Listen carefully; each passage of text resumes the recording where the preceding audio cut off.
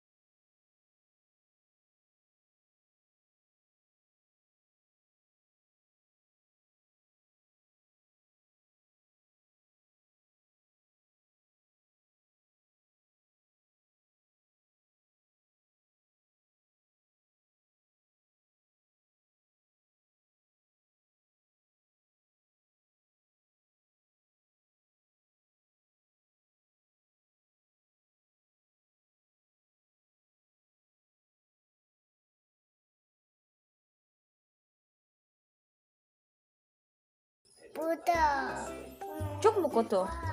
Chok mo ko to. Yes, tutu. Ay, ko to. Ayaw niyang, ayaw niyang sumakay sa car kasi daw, ang baho daw ng amoy. Nasusuka siya. Haklo naman. May punto naman si Damla. Pangit naman talaga yung amoy ng kotse. Painaan natin. So, ayun lang. See you guys. Ayun. Mag-i-open tayo. Si Murat nag-order nang hindi nagsasabi sa akin. Hindi niya sinabi sa akin bago siya umalis. Buti na lang hindi kami kaagad lumabas ni Damla. Pero hindi ko alam kung in-order niya. Sabi niya, panty. Panty ni Damla. Ayun.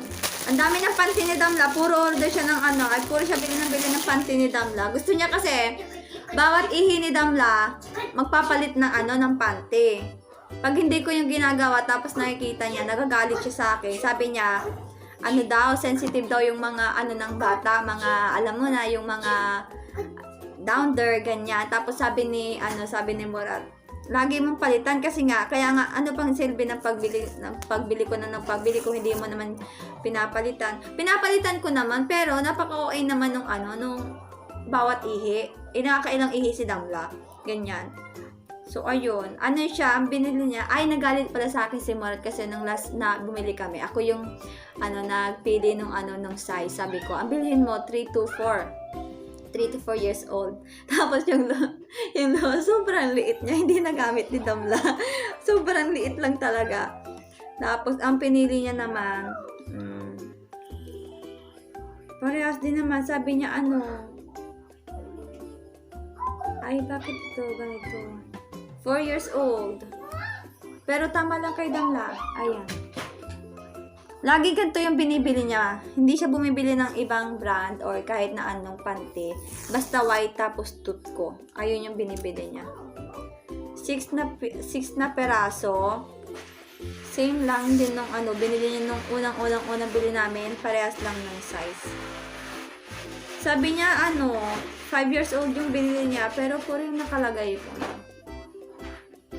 Each gear. Ayun. Bias, dirt. Anyways, okay lang yan. Lalaban to bago. Pinapatanggal na pala sa akin ni Murat yung mga panty ni Damla na maliliit. Kasi ayaw niya pinagsusuot si Damla ng sobrang protective siya pagdating kay Damla.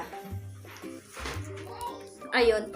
Tanggalin ko na daw yung mga maliliit kasi daw sobrang sikip na sikip naman daw sa singit ni Damla. Tapos pag hinuhubad namin, pulang-pula. Ayun. Sabi niya, kaya nangangati, pinapasuotan mo ng maliliit Tapos, hindi mo pinapalitan lagi. Nagpapalit naman ako mga 2 times sa isang araw, ganyan. 2 times, basta, 2 beses, ganyan. Tapos, napagalitan niya ako. Gusto niyang pagsuotin ng pagpalitan bawat ihi. Ganyan. Ayun, 6 na peraso siya, guys. Sila. Itong mga ito. Tapos,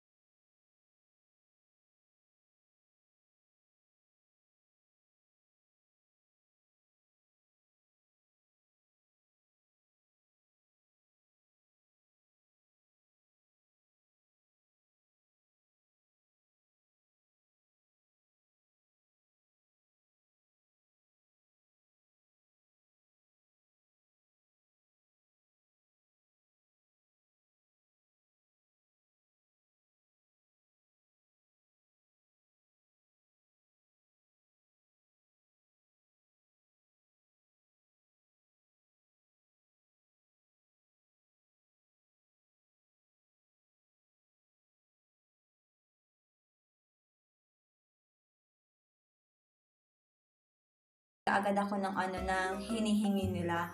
Tapos, ayun, binigyan na nila ako kanina na umaga ng ng tawag doon ng appointment para magpa-renew ng passport ko.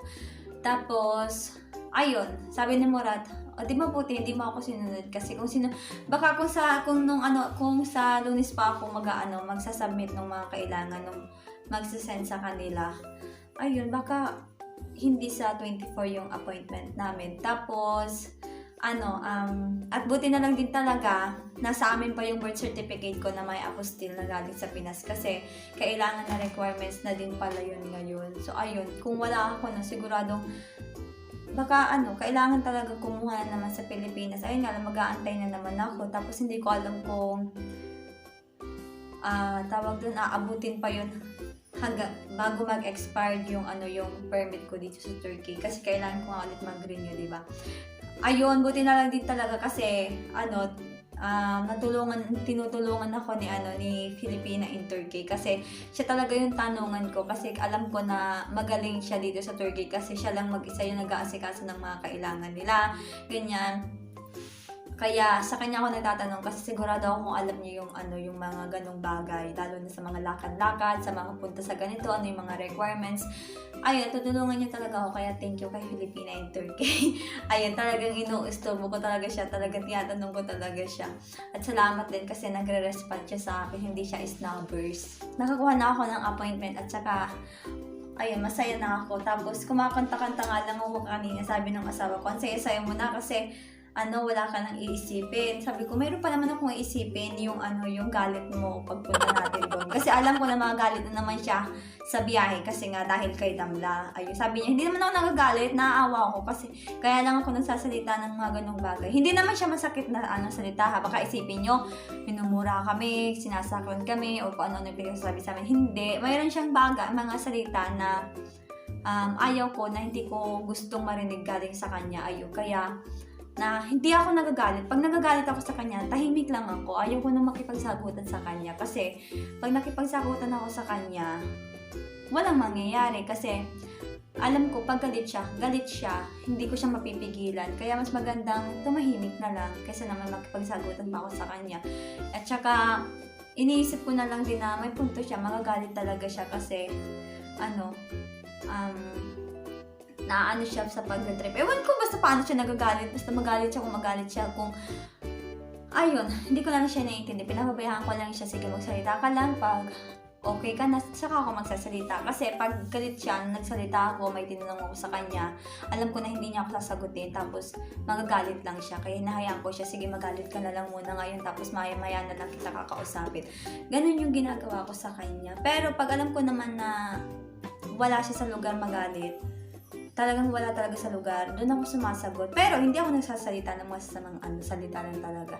Pero may minsan talaga na nakakapagbitaw din ako ng mga salita. Kaya mas maganda kung makikipag-away kayo, ay kung magagalit, huwag na kayo makipagsagutan sa asawa nyo. Kasi may mga salita tayo na naiilabas sa bibig natin na hindi naman talaga gagaling sa puso natin. Tapos, pag naano mo yun sa kanila, pag nasalita mo yun sa kanila, syempre, hindi na yun mawawala. Hindi na natin mababawi yung mga sinabi natin. Talagang narinig na nila, hindi na natin yung pwedeng bawiin. Kaya huwag na lang magsalita pag nagagalit yung asawa mo. Ganun. Iwas away na din. Kasi yung iba pataasan ng pride. Pag galit siya, mas galit ako.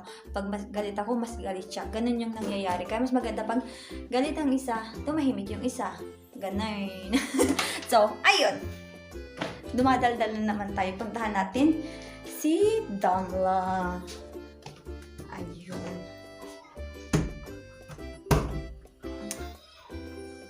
Damla, say hi.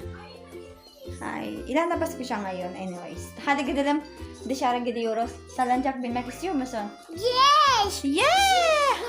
Abi. Yeah. Baba. Daldal na naman siya.